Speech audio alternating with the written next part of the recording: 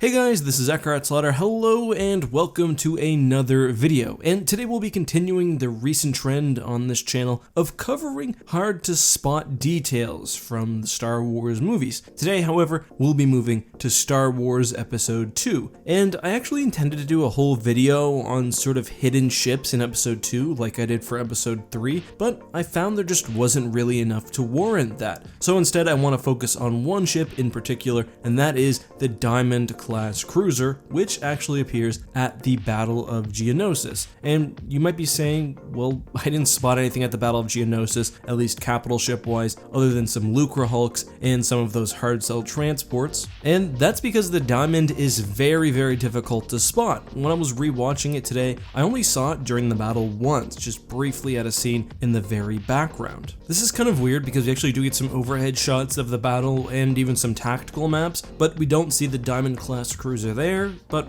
whatever. Regardless, it definitely is there. It's a unique ship, and it was probably intended at one point to be more numerous on the battle, but I just think really, visually it's not very distinctive or very interesting to look at, which is probably why it's limited to just appearing in one spot. The best information about the ship comes in issue 116 of Star Wars Fact File, where it's called the Commerce Guild Cruiser. I'll read a brief excerpt from the article that discusses it because I think it gives a really good introduction to the ship. The Commerce Guild Cruiser was the Guild's contribution to the starship fleets of the Confederacy of Independent Systems, which was the official title for the otherwise eclectic mix of separatist groups during the Clone Wars. Although the word cruiser usually denotes a fast and well-armed ship, the Commerce Guild vessels were only lightly armed for defensive purposes. Rather than being used for direct raiding or starship combat, they were more like weapon delivery systems and transports. Like many of the Confederacy ships, the Commerce Guild cruisers had been built with trade in mind, but was easily converted for use in the war. So, sort of like the Lucre hulk, the Commerce Guild destroyer, or the Diamond, was essentially a transport pre-war, but was refitted for direct combat. Unlike something like the hard cell transports or the Lucre hulk, the Diamond was made for very, very quick delivery and takeoff. So generally in combat, if this were in a fleet, you'd probably keep it in the middle and have it very protected. Otherwise, you could use the Diamond for some light anti-starfighter duties. However, what's really interesting about the ship is how it works with other Commerce Guild products, especially their line of spider droids. In battle, and this is even in space, the Diamond would sometimes launch thousands of droids, which would then attack en masse, sometimes even making their way inside of the ship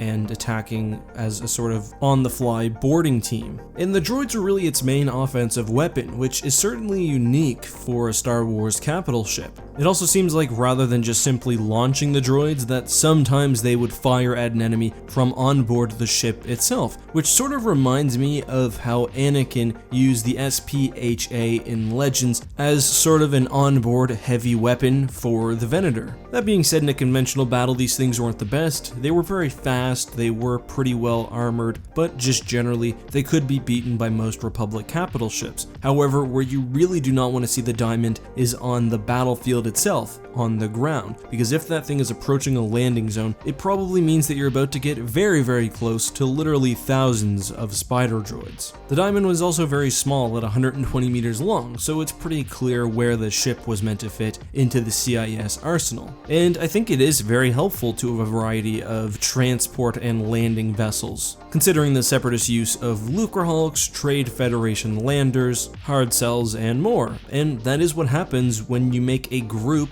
of corporations who are essentially retooling pre-war vessels. There will definitely be some crossover, but that's not necessarily a bad thing. The CIS also made the Recusant class, which is of course the long spindly ship you can see at the Battle of Coruscant. Speaking at the Battle of Coruscant, one thing that's really interesting about the Diamond is you can actually see one of those ships in the Star Tours ride for the Battle of Coruscant. Now, as some of you guys pointed out when I discussed this earlier, this Battle of Coruscant is perhaps a different one than the one at the end of the Clone Wars. It's perhaps with the Rebels versus the Empire, I guess. However, with that being said, it was very clearly at least designed to be the battle from Episode 3, and I find it interesting that the Diamond itself actually features. The model is actually really high quality as well, so I wonder if at one point ILM intended that ship to participate. It makes sense given the fact that they had already worked on the model since episode 2. As I said, there's not really a whole lot else with Attack of the Clones that I want to bring up in this video. I will, however, mention that we can see an action transport. That is a very famous ship type from the expanded universe. Talon Karrde's ship, the Wild Card, was an action transport, and you can actually see it in the Battle of Kamino from The Force Unleashed 2 and Star Wars X-Wing Alliance, both with real visual models. So it's very cool that the ship made its way into a mainline Star Wars film after being established even visually in the expanded universe. The X-Wing, TIE Fighter, and Millennium Falcon also all feature as Easter eggs in the movie, but I don't really count those ones. Anyway, I know this is a short video, but that's basically all I wanted to talk about. I will, however, answer a #AskEck question. Today's question is, what mods do you use for Empire at War? I just downloaded it and I wanted to try it out your way. So there are a few mods that I really highly recommend. Chiefly among them is 2 mods made by my friend Corey. The first is Thrawn's Revenge, which is a post-Endor mod for Star Wars Empire at War. Basically, you can play all the way up from the days right after Endor to past the Thrawn campaign, past the Reborn Emperor, all the way up until the Yuuzhan Vong War. The war is not in yet, but the Yuuzhan Vong and the conflict will be later on. So that's very cool. However, if you more prefer the Clone Wars, then he also has a Clone Wars mod called Fall of the Republic. They both go under the Empire at War expanded header, and you can find them on Steam. Otherwise, I do also quite enjoy Awakening of the Rebellion, which is a Galactic Civil War mod with some interesting gameplay changes. But those are just my favorites. I'm also curious to hear what you guys think. If you play Empire at War, let me know it down in the comments.